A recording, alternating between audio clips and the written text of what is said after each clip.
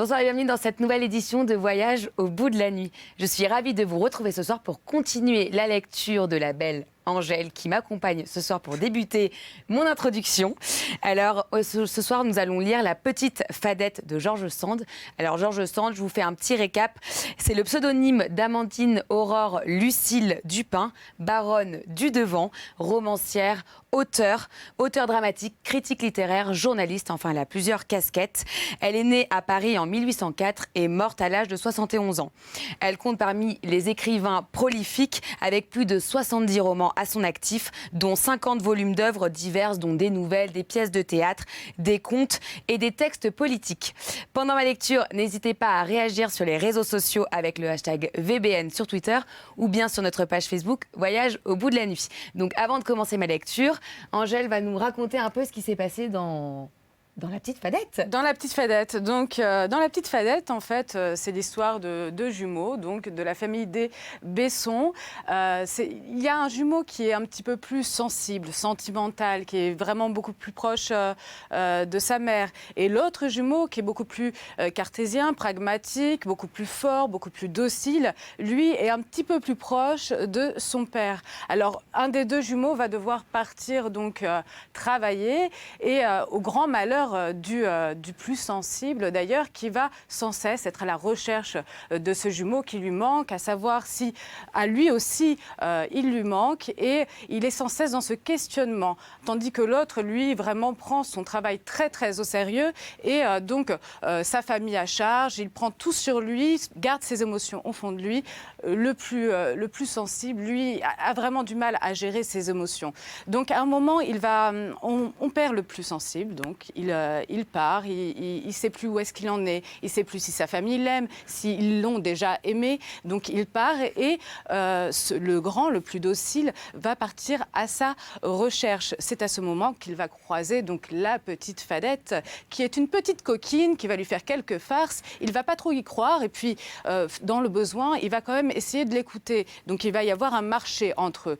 Elle va lui dire où se trouve son frère et lui promet de lui donner tout ce qu'elle voudra à partir du moment où elle lui donne l'endroit exact où se trouve son frère. Donc c'est exactement à ce moment que je vais vous laisser et laisser place donc à mon amie pour qu'elle vous conte la suite de La Petite Fadette. Merci, bon courage pour la lecture. Merci. À bientôt. Bonne nuit. Merci. Je reprends donc la lecture à la fin du chapitre 9 où Angèle avait quitté sa lecture. Voilà. Dieu de mon âme, pensa-t-il, cette fille m'a annoncé la chose. J'entends l'agneau, mon frère est là. Mais il est mort ou vivant? Je ne peux le savoir. Et il sauta dans la coupure et entra dans les broussailles. Son frère n'y était point. Mais en suivant le fil de l'eau, à 10 pas de là, et toujours entendant l'agneau beuler, Landry vit sur l'autre rive son frère assis, avec un petit agneau qu'il tenait dans sa blouse, et qui, pour le vrai, était bureau de couleur, depuis le bout du nez jusqu'au bout de la queue. Comme Sylvinet était bien vivant et ne paraissait gâté ni déchiré dans sa figure, et de son habillement, Landry fut si aise qu'il commença par remercier le bon Dieu dans son cœur. Sans songer à lui, demander pardon d'avoir eu recours à la science du diable pour avoir ce bonheur-là. Mais au moment où il allait appeler Sylvinet, qui ne le voyait pas encore et ne faisait pas mine de l'entendre à cause du bruit de l'eau qui grouillait fort sur les cailloux en cet endroit, il s'arrêta à le regarder, car il était étonné de le trouver comme la petite Fadette le lui avait prédit, tout au milieu des arbres que le vent tourmentait furieusement et ne bougeant non plus qu'une pierre. Chacun sait pourtant qu'il y a danger à rester au bord de notre rivière quand le grand vent se lève. Toutes les rives sont minées en dessous et il n'est point d'orage qui dans la quantité ne déracine quelques-uns de ces vergnes qui sont toujours courts en racines. À moins qu'ils ne soient très gros et très vieux et qui vous tomberaient fort bien sur le corps sans vous avertir. Mais Sylvinet, qui n'était pourtant ni plus simple ni plus fou qu'un autre, ne paraissait pas tenir compte du danger. Il n'y pensait pas plus que s'il fût trouvé à l'abri dans une bonne grange, fatigué de courir tout le jour et de vaguer à l'aventure, si par bonheur il ne s'était pas noyé dans la rivière, on pouvait toujours bien dire qu'il s'était noyé dans son chagrin et dans son dépit. Au point de rester là comme une souche, les yeux fixés sur le courant de l'eau, la figure aussi pâle qu'une fleur de nappe, la bouche à demi ouverte comme un petit poisson qui bâille au soleil, les cheveux tout emmêlés, et ne faisant pas même attention à son petit agneau, qu'il avait rencontré égaré dans les prés, et dont il avait eu pitié. Il l'avait bien pris dans sa blouse pour le rapporter à son logis. Mais chemin faisant, il avait oublié de demander à qui était l'agneau perdu. Il l'avait là sur ses genoux et le laissait crier sans l'entendre, malgré que le pauvre petit lui faisait une voix désolée et regardait tout autour de lui avec de gros yeux clairs, étonné de ne pas être écouté de quelqu'un de son espèce, et ne reconnaissant ni son pré, ni sa mère, ni son étable dans cet endroit tout ombragé et tout herbu, devant un gros courant d'eau qui peut-être bien lui faisait grand peur. Chapitre 10. Si Landry n'eût pas été séparé de Sylviné par la rivière qui n'est large, dans tout son parcours, de plus de 4 ou 5 mètres, comme on dit dans ces temps nouveaux, mais qui est par endroits aussi creuse que large, il eût, pour sûr, sauté dans plus de réflexion au cou de son frère. Mais Sylviné, ne le voyant même pas, il eut le temps de penser à la manière dont il l'éveillerait de sa rêvasserie et dont, par persuasion, il le ramènerait à la maison. Car si ce n'était pas l'idée de ce pauvre boudeur, il pouvait bien tirer d'un autre côté, et Landry n'aurait pas de sitôt trouvé un gué ou une passerelle pour aller le rejoindre. Landry est donc un peu songé en lui-même, se demanda comment son père, qui avait de la raison et de la prudence pour 4, agirait en pareille rencontre. Et il s'avisa bien à propos que le père Barbeau s'y prendrait tout doucement et sans faire semblant de rien, pour ne pas montrer à Sylviné combien il avait causé d'angoisse et ne lui occasionner trop de repentir, ni l'encourager trop à recommencer dans un autre jour de dépit. Il se mit donc à souffler, comme s'il appelait les merles pour les faire chanter, ainsi que font les patours quand ils suivent les buissons la nuit tombante. Cela fit lever la tête à Sylviné, et voyant son frère, il eut honte et se leva vivement, croyant n'avoir pas été vu. Alors, Landry fit comme s'il l'apercevait, et lui dit sans beaucoup crier, car la rivière ne chantait pas assez haut pour empêcher de s'entendre. « Eh, mon Sylviné, tu es donc là ? J'ai attendu tout ce matin, et voyant que tu étais sorti pour si longtemps, je suis venu me promener par ici, en attendant le souper, où je comptais bien te retrouver à la maison. Mais puisque te voilà, nous rentrerons ensemble. Nous allons descendre la rivière, chacun sur une rive. Et nous nous joindrons au gué des Roulettes. » C'était le gué qui se trouvait au droit de la maison à la mère Fadet. « Marchons, » fit Sylviné en ramassant son agneau, qui, ne le connaissant pas depuis longtemps, ne le suivait pas volontiers de lui-même. Et ils descendirent la rivière, sans trop oser se regarder l'un l'autre, car ils craignaient de se faire voir la peine qu'ils avaient d'être fâchés et le plaisir qu'ils sentaient de se retrouver. De temps en temps, Landry, toujours pour paraître ne pas croire au dépit de son frère, lui disait une parole ou deux, tout en marchant. Il lui demanda d'abord où il avait pris ce petit agneau au bureau, et Sylviné ne pouvait trop le dire, car il ne voulait point avouer qu'il avait été bien loin, et qu'il ne savait même pas le nom des endroits où il avait passé. Alors, Landry, voyant son embarras, lui dit « Tu me conteras cela plus tard, car le vent est grand, et il ne fait pas trop bon à être sous les arbres le long de l'eau. Mais par bonheur, voilà l'eau du ciel qui commence à tomber, et le vent ne tardera pas à tomber aussi. » Et en lui-même, il se disait « C'est pourtant vrai que le grelais m'a prédit que je le trouverais avant que la pluie ait commencé. Pour sûr, cette fille-là en sait plus long que nous. » Il ne se disait point qu'il avait passé un bon quart d'heure à s'expliquer avec la mère Fadet, tandis qu'il la priait et qu'elle refusait de l'écouter. Et que la petite Fadette, qu'il n'avait vue qu'en sortant de la maison, pouvait bien avoir vu Sylviné pendant cette explication-là. Enfin, l'idée lui en vint Mais comment savait-elle si bien de quoi il était en peine lorsqu'elle l'avait accosté, elle n'était point là du temps qui s'expliquait avec la vieille. Cette fois, l'idée ne lui vint pas qu'il avait déjà demandé son frère à plusieurs personnes en venant à la Joncière, et que quelqu'un avait pu en parler devant la petite Fadette. Ou bien que cette petite pouvait n'avoir écouté la fin de son discours avec la grand-mère en se cachant comme elle faisait souvent pour connaître tout ce qui pouvait contenter sa curiosité.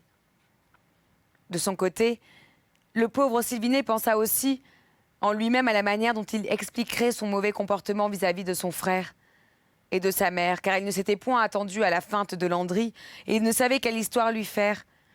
Lui qui n'avait menti de sa vie et qui n'avait jamais rien caché à son Besson. Aussi se trouva-t-il bien mal à l'aise en passant le gué, car il était venu jusque-là sans rien trouver pour se sortir d'embarras. Sitôt qu'il fut sur la rive, Landry l'embrassa, et malgré lui, il le fit avec encore plus de cœur qu'il n'avait coutume. Mais il se retint de le questionner, car il vit bien qu'il ne saurait que dire, et il le ramena à la maison, lui parlant de toutes sortes de choses autres que celles qui leur tenaient à cœur à tous les deux. En passant devant la maison de la mère Fadet, il regarda bien s'il verrait la petite Fadette. Et il se sentait une envie d'aller la remercier. Mais la porte était fermée et l'on n'entendait pas d'autre bruit que la voix du sauteriot qui beuglait parce que sa grand-mère l'avait foyé, ce qui lui arrivait tous les soirs, qu'il l'eût mérité ou non. Cela fit de la peine à Sylvinet d'entendre pleurer ce galopin, et il dit à son frère « Voilà une vilaine maison où l'on entend toujours des cris et des coups. Je sais bien qu'il n'y a rien de si mauvais et de si disversieux que ce sauteriot, et quant au grelet, je n'en donnerai pas 2 sous. Mais ces enfants-là sont malheureux de n'avoir plus ni père ni mère, et d'être dans la dépendance de cette vieille charmeuse, qui est toujours en malice et qui ne leur passe rien. » « Ce n'est pas comme ça chez nous, » répondit Landry. « Jamais nous n'avons reçu de père ni de mère le moindre coup. Et maintenant, quand on nous grondait de nos malices d'enfants, c'est avec tant de douceur et d'honnêteté que les voisins ne l'entendaient point. Il y en a comme ça qui sont trop heureux et qui ne connaissent point leur avantage. Et pourtant, la petite Fadette, qui est l'enfant le plus malheureux et le plus maltraité de la terre, rit toujours et ne se plaint jamais de rien. » Sylvinet comprit le reproche et eut du regret de sa faute. Il en avait déjà bien eu depuis le matin, et 20 fois il avait eu envie de revenir. Mais la honte l'avait retenu. Dans ce moment, son cœur grossit, il pleura sans rien dire. Mais son frère le prit par la main en lui disant « Voilà une rude pluie, mon Sylvinet. Allons-nous-en d'un galop à la maison. » Ils se mirent donc à courir, Landry essayant de faire rire Sylvinet, qui s'y efforçait pour le contenter. Pourtant, au moment d'entrer dans la maison, Sylvinet avait envie de se cacher dans la grange, car il craignait que son père ne lui fît reproche. Mais le père Barbeau, qui ne prenait pas les choses tant au sérieux que sa femme, se contenta de le plaisanter. Et la mère Barbeau, à qui son mari avait fait sagement la leçon, essaya de lui cacher le tourment qu'elle avait eu. Seulement, pendant qu'elle s'occupait de faire sécher ses bessons devant un bon feu et de leur donner à souper, Sylvinet vit bien qu'elle avait pleuré et que de temps en temps, elle regardait d'un air d'inquiétude et de chagrin. S'il avait été seul avec elle, elle lui aurait demandé pardon, et il l'eût tant caressée qu'elle se fût consolée. Mais le père n'aimait pas beaucoup toutes ces mijoteries, et Sylvinet fut obligée d'aller au lit tout de suite, après souper sans rien dire, car la fatigue le surmontait. Il n'avait rien mangé de la journée, et aussitôt qu'il eut avalé son souper, dont il avait grand besoin, il se sentit comme ivre, et force lui fut de se laisser déshabiller et coucher par son besson, qui resta à côté de lui, assis sur le bord de son lit, et lui tenant une main dans la sienne. Quand il le vit bien endormi, Landry prit congé de ses parents et ne s'aperçut point que sa mère l'embrassait avec plus d'amour que les autres fois. Il croyait toujours qu'elle ne pouvait pas l'aimer autant que son frère. Et il n'en était point jaloux, se disant qu'il était moins aimable et qu'il n'avait que la part qui lui était due. Il se soumettait à cela autant par respect pour sa mère que par amitié pour son besson, qui avait plus que lui besoin de caresses et de consolation. Le lendemain, Sylviné courut au lit de la mère Barbeau avant qu'elle fût levée, et lui ouvrant son cœur, lui confessa son regret et sa honte. Il lui conta comme quoi il se trouvait bien malheureux depuis quelque temps, non plus tant à cause qu'il était séparé de Landry que parce qu'il s'imaginait que Landry ne l'aimait point. Et quand sa mère le questionna sur cette injustice, il fut bien empêché de la motiver, car c'était en lui comme une maladie dont il ne pouvait défendre. La mère le comprenait mieux qu'elle ne voulait en avoir l'air, parce que le cœur d'une femme est aisément pris de ces tourments-là. Et elle-même s'était souvent ressentie de souffrir en voyant Landry, si tranquille dans son courage et dans sa vertu. Mais cette fois, elle reconnaissait que la jalousie est mauvaise dans tous les amours, même dans ceux que Dieu nous commande le plus. Et elle se garda bien d'y encourager Sylvinet. Elle lui fit ressortir la peine qu'il avait causée à son frère et la grande bonté que son frère avait eue de ne pas s'en plaindre, ni s'en montrer choqué. Sylvinet le reconnut aussi et convint que son frère était meilleur chrétien que lui. Il fit promesse et forme résolution de se guérir, et sa volonté y était sincère. Mais malgré lui, et bien qu'il prît un air consolé et satisfait, encore plus que sa mère n'eût essuyé toutes ses larmes et répondu à toutes ses plaintes par des raisons très fortifiantes, encore qu'il fit tout son possible pour agir simplement et justement avec son frère, il lui resta sur le cœur un levain d'amertume. Mon frère, pensait-il malgré lui, est le plus chrétien et le plus juste de nous deux. Ma chère mère le dit et c'est la vérité. Mais s'il m'aimait aussi fort que je l'aime, il ne pourrait pas se soumettre comme il le fait. Et il songeait à l'air tranquille et quasi indifférent que Landry avait eu en le retrouvant au bord de la rivière. Il se remémorait comme il l'avait entendu siffler aux marches, au merle en le cherchant, au moment où lui pensait véritablement à se jeter dans la rivière. Car s'il n'avait pas eu cette idée en quittant la maison, il l'avait eue plus d'une fois, vers le soir, croyant que son frère ne lui pardonnerait jamais de l'avoir boudé et vidé pour la première fois de sa vie. Si c'était lui qui m'eût fait cet affront, pensait-il, je ne m'en serais jamais consolé. Je suis bien content qu'il me l'ait pardonné, mais je pensais pourtant qu'il ne me le pardonnerait pas si aisément. Et là-dessus, cet enfant malheureux soupirait tout en se combattant et se combattait tout en soupirant. Pourtant, comme Dieu nous récompense et nous aide toujours pour peu que nous ayons bonne intention de lui complaire, il arriva que Sylvinet fut plus raisonnable pendant le reste de l'année. Qu'il s'abstint de quereller et de bouder son frère, qu'il l'aima enfin plus paisiblement, et que sa santé, qui avait souffert de toutes ses angoisses, se rétablit et se certifia. Son père le fit travailler davantage, s'apercevant que moins il écoutait, mieux il s'en trouvait. Mais le travail qu'on fait chez ses parents n'est jamais aussi rude que celui qu'on a de commande chez les autres. Aussi, Landry, qui ne s'épargnait guère, prit-il plus de force et plus de taille cette année-là que son Besson.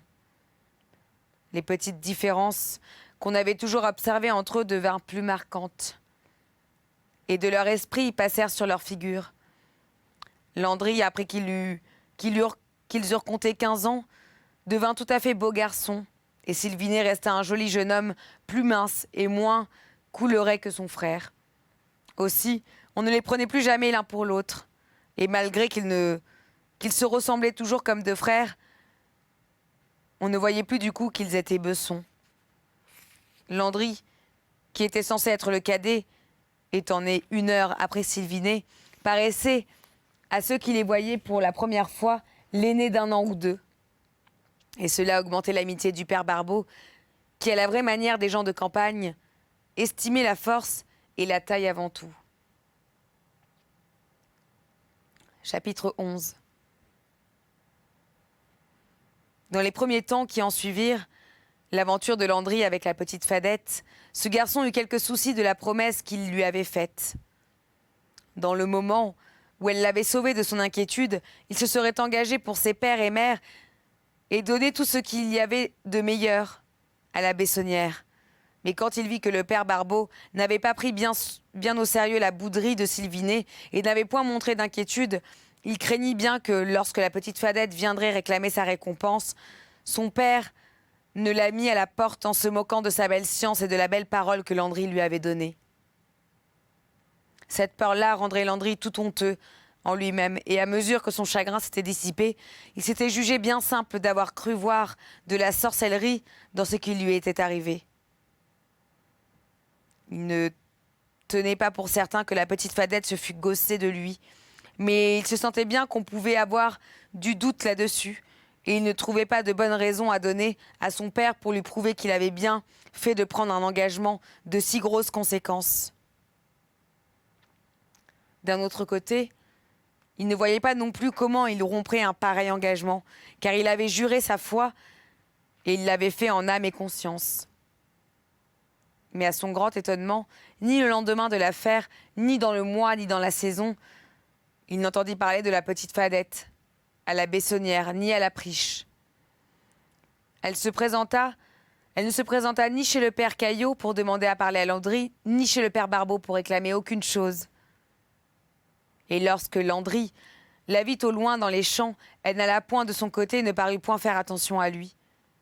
Ce qui était contre sa coutume, car elle courait après tout le monde, soit pour regarder par curiosité, soit pour rire, jouer et badiner avec ceux qui étaient de bonne humeur, soit pour tancer et railler ceux qui ne l'étaient point. Mais la maison de la mère Fadet, étant également voisine de la Priche et de la Cosse, il ne se pouvait faire qu'un jour ou l'autre, Landry ne se trouva nez contre nez avec la petite Fadette dans un chemin. Et quand le chemin n'est pas large, c'est bien force de se donner une tape ou de se dire un mot en passant. C'était un soir que la petite Fadette rentrait ses oies, ayant toujours son sauteriot sur ses talons. Et Landry, qui avait été chercher les juments au pré, les ramenait tout tranquillement à la Priche. Si bien qu'ils se croisèrent dans le petit chemin qui descend de la croix des Bessons, au gué des Roulettes, et qui est si bien fondu entre deux encaissements qu'il n'y ait pas moyen de s'éviter. Landry devint tout rouge, pour la peur qu'il avait de s'entendre sommer de sa parole, et ne voulant point encourager la Fadette, il sauta sur une des juments, du plus loin qu'il la vit, et joua des sabots pour prendre le trot. Mais comme toutes les juments avaient les enfarges, au pied, celle qui l'avait enfourchée n'avança pas plus vite pour cela. Landry, se voyant tout près de la petite Fadette, n'osa la regarder et fit mine de se retourner, comme pour voir si les poulains le suivaient. Quand il regarda devant lui, la Fadette l'avait déjà dépassé, et elle ne lui avait rien dit. Il ne savait même point si elle l'avait regardé, et si des yeux ou du rire, elle l'avait sollicité de lui dire bonsoir. Il ne vit que Jeannet, le sauteriot, qui, toujours traversieux et méchant, ramassa une pierre pour la jeter dans les jambes de sa jument. Landry eut une bonne envie de lui allonger un coup de fouet, mais il eut peur de s'arrêter et d'avoir explication avec la sœur. Il ne fit donc pas mine de s'en apercevoir et s'enfuit sans regarder derrière lui. Toutes les autres fois que Landry rencontra la petite Fadette, ce fut à peu près de même. Peu à peu, il s'enhardit à la regarder. Car à mesure que l'âge et la raison lui venaient, il ne s'inquiétait plus tant d'une si petite affaire. Mais lorsqu'il eut pris le courage de la regarder tranquillement comme pour attendre n'importe quelle chose, elle voulait lui dire, il fut étonné de voir que cette fille faisait exprès de tourner la tête d'un autre côté, comme si elle eût eu de lui la même peur qu'il avait d'elle. Cela l'enhardit tout à fait vis-à-vis de lui-même, et comme il avait le cœur juste, il se demanda s'il n'avait pas eu grand tort de ne jamais la remercier du plaisir que, soit par la science, soit par hasard, elle lui avait causé. Il prit la résolution de l'aborder, la première fois qu'il la verrait, et ce moment-là était venu. Il fit au moins 10 pas de son côté pour commencer à lui dire bonjour et à causer avec elle. Mais comme il s'approchait, la petite Fadette prit un air fier et quasi fâché. Et se décidant enfin à le regarder, elle le fit d'une manière si méprisante qu'il en fut tout démonté et n'osa point lui porter la parole. Ce fut la dernière fois de l'année que Landry la rencontra de près. Car à partir de ce jour-là, la petite Fadette, menée par je ne sais quelle fantaisie, l'évita si bien que du plus loin qu'elle le voyait, elle tournait d'un autre côté, entrait dans un héritage ou faisait un grand détour pour ne point le voir. Landry pensa qu'elle était fâchée de ce qu'il avait été ingrat envers elle. Mais sa répugnance était si grande qu'il ne sut se décider à rien tenter pour réparer son tort. La petite Fadette n'était pas un enfant comme un autre. Elle n'était pas ombrageuse de son naturel, et même, elle ne l'était pas assez, car elle aimait à provoquer les injures ou les moqueries, tant elle se sentait la langue bien affilée, pour y répondre et avoir toujours le dernier et le plus piquant mot. On ne l'avait jamais vue bouder, et on lui reprochait de manquer de la fierté qui convient à une fillette lorsqu'elle prend déjà 15 ans et commence à se ressentir d'être quelque chose. Elle avait toujours les allures d'un gamin. Mêmement, elle affectait de tourmenter souvent Sylvinet, de le déranger et de le pousser à bout lorsqu'elle le surprenait dans les rêvasseries où il s'oubliait encore quelquefois. Elle le suivait toujours pendant un bout de chemin lorsqu'elle le rencontrait, se moquant de sa besonnerie et lui tourmentant le cœur en lui disant que Landry ne l'aimait point et se moquait de sa peine. Aussi, le pauvre Sylvinet, qui encore plus que Landry la croyait sorcière, s'étonnait-il qu'elle devinât ses pensées et la détestait bien cordialement. Il avait du mépris pour elle et pour sa famille. Et comme elle l'évitait Landry, il évitait ce méchant Grelet qui, disait-il, suivrait tôt ou tard l'exemple de sa mère, laquelle avait même une mauvaise conduite, quitté son mari et finalement suivi les soldats. Elle était partie comme vivandière peu de temps après la naissance du Sotorio, et depuis, on n'en avait jamais entendu parler. Le mari était mort de chagrin et de honte, et c'est comme cela que la vieille mère Fadet avait été obligée de se charger de 2 enfants, qu'elle soignait fort mal, tant à cause de sa chicherie que de son âge avancé, qui ne lui permettait guère de les surveiller et de les tenir proprement. Pour toutes ces raisons, Landry, qui n'était pourtant pas aussi fier que Sylvinet, se sentait du dégoût pour la petite Fadette. Et se regrettant d'avoir eu des rapports avec elle, il se gardait bien de le faire connaître à personne. Il le cacha même à son besson, ne voulant pas lui confesser l'inquiétude qu'il avait eue à son sujet. Et de son côté, Sylvinet lui cacha toutes les méchancetés de la petite Fadette envers lui, ayant honte de dire qu'elle n'avait eu divination de sa jalousie. Mais le temps se passait. À l'âge qu'avaient nos Besson, les semaines sont comme des mois et les mois comme des ans. Pour le changement qu'ils emmènent dans le corps et dans l'esprit. Bientôt, Landry oublia son aventure. Et après s'être un peu tourmenté du souvenir de la Fadette, n'y pensa non plus que s'il en eût fait le rêve. Il y avait déjà environ 10 mois que Landry était entré à la Priche. Et on approchait de la Saint-Jean, qui était l'époque de son engagement avec le père Caillot. Ce brave homme était si content de lui qu'il était bien décidé à lui augmenter son gage plutôt que de le voir partir. Et Landry ne demandait pas mieux que de rester dans le voisinage de sa famille et de renouveler avec les gens de la Priche, qui lui convenaient beaucoup. Mêmement, il se sentait venir une petite amitié pour une nièce du père Caillot qui appelait Madelon et qui était un beau brin de fille. Elle avait 1 an de plus que lui et il le traitait encore comme un peu comme un enfant. Mais cela diminuait de jour en jour. Et tandis qu'au commencement de l'année, elle se moquait de lui lorsqu'il avait honte de l'embrasser, au jeu ou à la danse, sur la fin, elle rougissait au lieu de le provoquer. Elle ne restait plus seule avec lui dans l'étable ou dans le fenil. La Madelon n'était point pauvre et un mariage entre eux eût bien pu s'arranger par la suite du temps. Les 2 familles étaient bien famées et tenues en estime par tout le pays. Enfin, le père Caillot, voyant ses 2 enfants qui commençaient à se chercher et à se craindre, disait au père Barbeau que ça pourrait bien faire un beau couple et qu'il n'y avait point de mal à leur laisser faire bonne et longue connaissance. C'est ainsi que se termine l'extrait de ce soir. J'espère que vous avez apprécié ma lecture. Je vous souhaite une excellente nuit si vous allez vous coucher, une très bonne journée si vous vous levez et je vous retrouve tout de suite pour la suite du roman.